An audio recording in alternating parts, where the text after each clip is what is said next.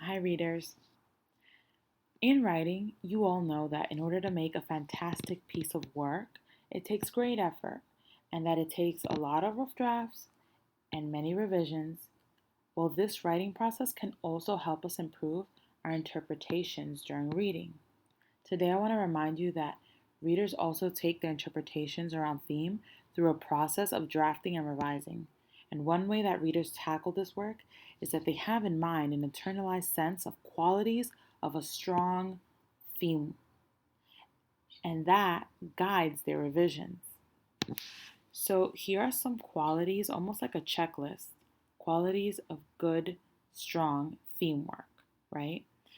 So, that means that your interpretation is a big idea that relates to the whole story.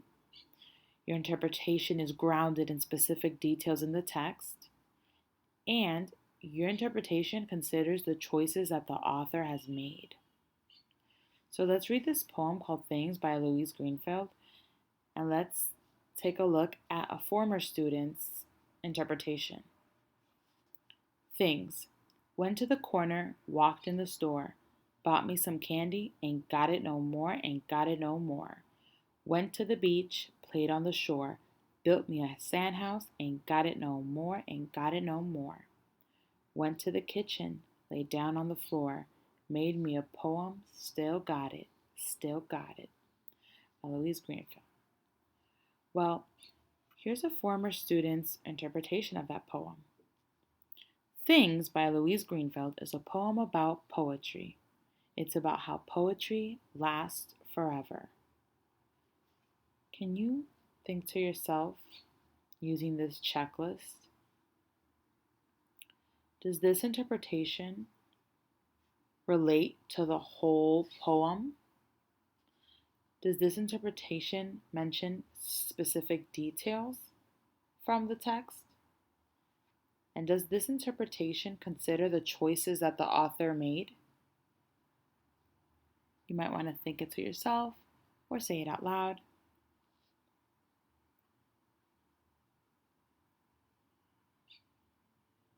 Great. So I'm sure some of you are thinking, not really. It doesn't really check off all these boxes. It's a good interpretation, and it does mention the end of the poem, the last part. Poetry lasts forever, right? Still got it, still got it. But it doesn't really use details from the text, and it doesn't talk about the author's choice. And again, we're missing a connection between the beginning and the middle of the poem. So let's use this checklist, let's keep it in mind, and let's try to grow this interpretation. How can we come up with a different interpretation that relates to the whole poem and not just part of it? Think to yourself.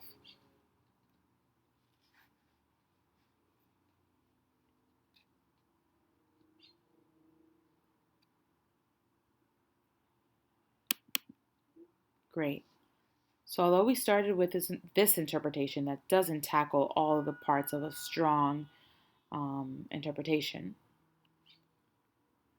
I'm sure you were thinking something along the lines of Things by Eloise Greenfield is a poem about poetry.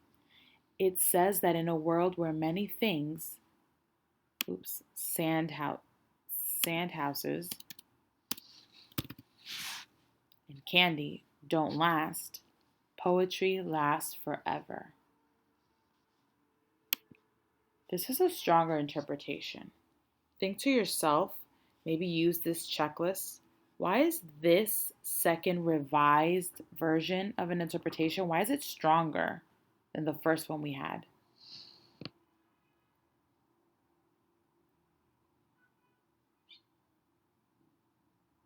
Great.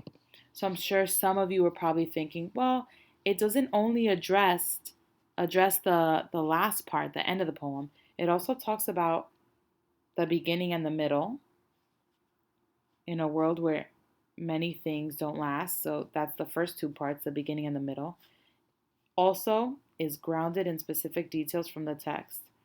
Literally, these two details are straight from the text, the sand house and the candy. Yeah. Now let's think about this last part though. Considers the choices of the author. considers the choices the author made. Thinking about this line right here, ain't got it no more, I see it 4 times in the poem. So I know that the author didn't do this by accident, right? They made that choice, and I'm thinking why. Let's think to ourselves how we can consider the choice the author made and use that to improve our interpretation even more. Again, we're revising. Why do you think the author said, ain't got it no more? Instead of writing, bought me some candy, I don't have it anymore, or I don't have it no more.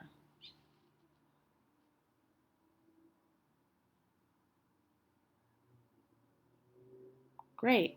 So Eloise Greenfield is an adult. She's a very famous poet. But maybe she wrote Ain't Got It No More to sound more childlike, to show the excitement and the perspective of a child, of a kid, right? Great. Readers, as you read today independently for 45 minutes, see if you can improve your interpretation. If you can revise and edit it, you might want to pause the video and use this checklist